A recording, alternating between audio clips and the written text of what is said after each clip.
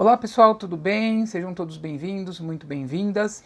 E agora eu vou trazer aqui para vocês um tema que a gente vai falar a respeito da polaridade das cartas do tarô. Sim, as cartas do tarô elas são polares. Por quê? Porque elas existem neste plano de manifestação, no plano da dualidade, onde tudo gira em torno de uma energia masculina e uma energia feminina que promovem a geração das coisas. Então, se você quer saber mais sobre esse assunto, fica aqui comigo que eu vou contar para vocês a respeito da polaridade das cartas do tarô.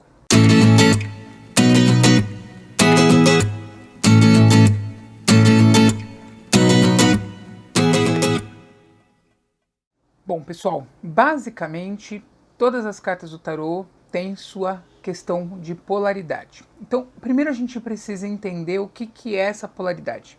E esse vídeo aqui, ele vai te ajudar a facilitar a compreensão de algumas cartas do tarô, que às vezes parecem um tanto quanto controversas, às vezes parecem um pouco esquisitas, e também vai te ajudar muito durante as suas leituras com algumas perguntas de cunho mais simples, de cunho mais prático, né? Então, a gente precisa observar que todas as cartas do tarô, elas são polares, tá? Elas têm tanto o sagrado masculino representado, quanto o sagrado feminino, em termos de vibração energética. Uma coisa importante é que tudo dentro da dualidade, dentro do universo manifesto, do mundo fenomênico, é manifestado com essas duas energias, a energia masculina e a energia feminina. A energia do Yin e a energia do Yang, né? Agora, vamos entender o que isso representa dentro do contexto do nosso dia a dia, o que essas energias são, o que elas demonstram, o que elas parecem, né? Então, primeiro a gente precisa entender o que é o aspecto masculino. O aspecto masculino, ele é uma energia voltada para a ação. Então, as cartas do tarô que são mais ativas, aonde a questão ela se resolve, né, de maneira impetuosa, ou a questão ela se manifesta de maneira mais ativa, mais expansiva, são cartas masculinas. Masculinas, mas isso não anula o lado feminino, que essa carta também tem o seu aspecto feminino, que é o aspecto de restrição.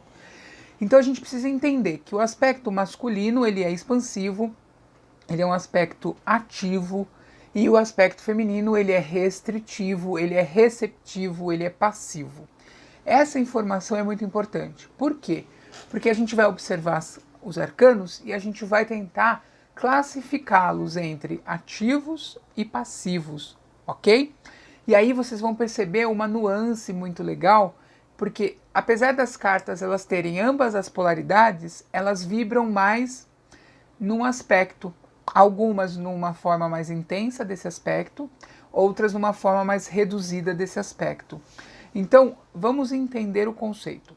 A carta número 0, que é o louco, que é a primeira carta que aparece aí no tarô, ela não tem polaridade.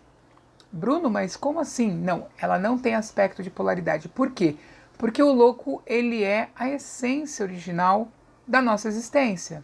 Ele é a força criadora de tudo, ele é o Big Bang, ele é essa energia sem forma, sem direcionamento, que se expande de maneira irregular, desordenada, e também se contrai de maneira irregular e desordenada.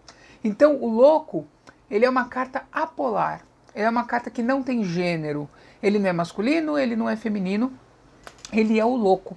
Por que ele é assim? Porque ele existe fora do plano de manifestação, ele existe fora do mundo, ele existe fora da dualidade, ok? Então esse é o primeiro conceito que a gente precisa ter em mente. Então carta número 0, ela inexiste enquanto dualidade, enquanto plano de manifestação.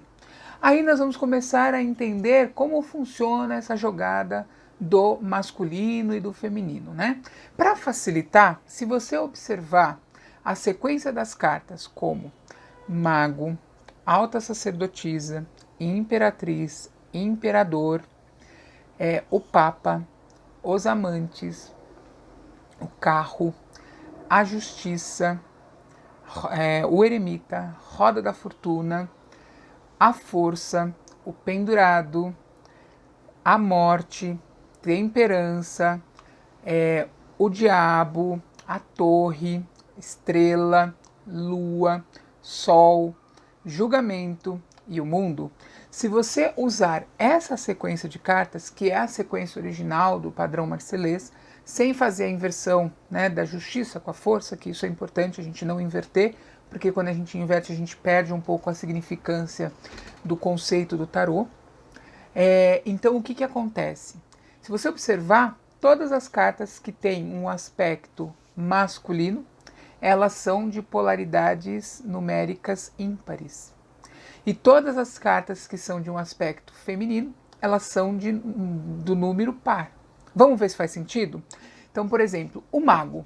O mago é uma carta extremamente ativa, ele é uma carta de criação, é uma carta de poder de manifestação em si e depende do consulente. Então, é uma carta de criação ativa. O mago é a representação do aspecto masculino em si nessa jornada, né? E ele é ativo. Então ele está em pé, ele aponta para o alto, aponta para baixo, ele faz as suas mágicas, né? Então ele é ativo. O mago aqui é uma carta ímpar, número 1, e representa o aspecto masculino. O aspecto feminino já é representado na carta número 2, que é a alta sacerdotisa.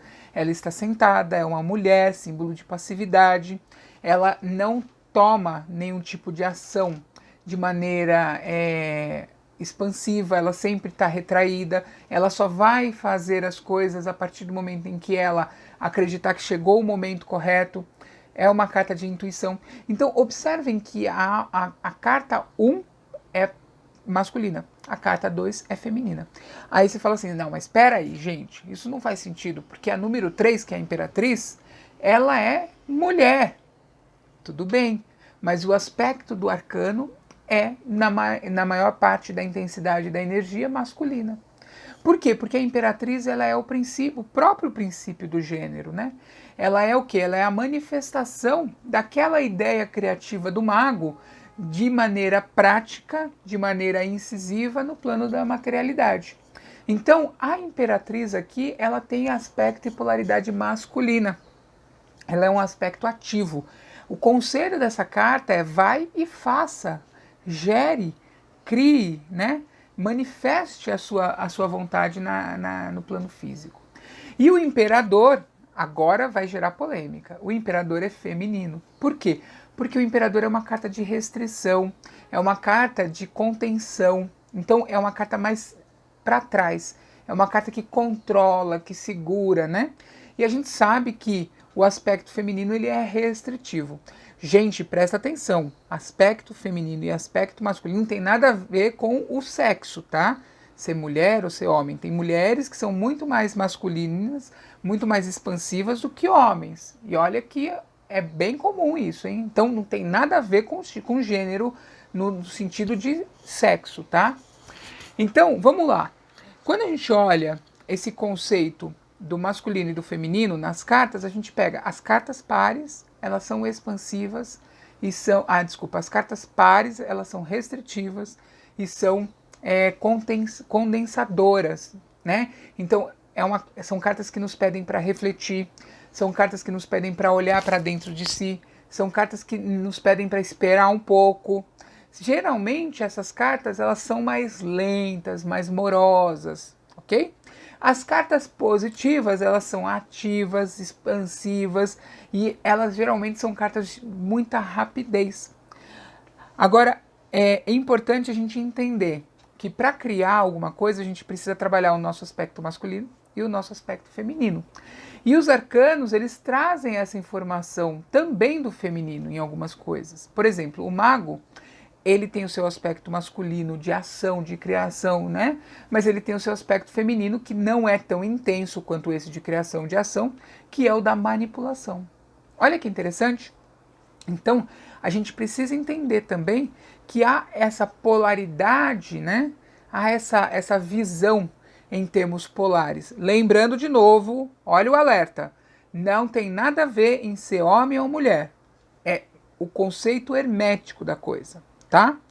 E como que a gente pode usar essas cartas na polaridade delas de maneira prática, né? A gente pode conceituar, por exemplo, uma pergunta de sim ou não. Pergunta de sim ou não, a gente pode definir com o nosso arcano, com o nosso oráculo, o seguinte: olha, toda vez que cair uma carta aqui que for masculina, eu vou responder como sim. Toda vez que cair uma carta que for feminina, eu vou responder como não. Mas cuidado com as pegadinhas, porque às vezes a gente tem a motivação da pergunta que pode alterar esse significado, tá? Então presta atenção, vai estudar metodologia para você entender claramente como é que muda esse significado quando a motivação da pergunta também interfere. Outra coisa importante, por exemplo, eu quero saber o sexo do bebê. Eu uso muito polaridade para ver sexo de bebê. Então eu uso a polaridade associada à minha intuição. Então eu pego, por exemplo, eu tiro uma carta, saiu lá uma temperança, putz, temperança 14, feminino, putz, é mulher. Mas aí eu olho a minha intuição e falo, putz, faz sentido isso? Faz, então é mulher. É feminino, o sexo do bebê é feminino. Entendeu, gente, como que a gente pode usar essa polaridade de maneira bem simples? Agora vamos lá. Uma pergunta onde a pessoa fala assim: o que eu preciso fazer para superar o meu relacionamento? E aí cai uma carta, por exemplo, da Roda da Fortuna. A Roda da Fortuna é uma carta 10.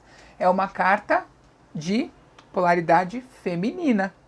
Então, apesar que a roda, se a gente for observar o aspecto dela, ela está mais ou menos no meio a meio.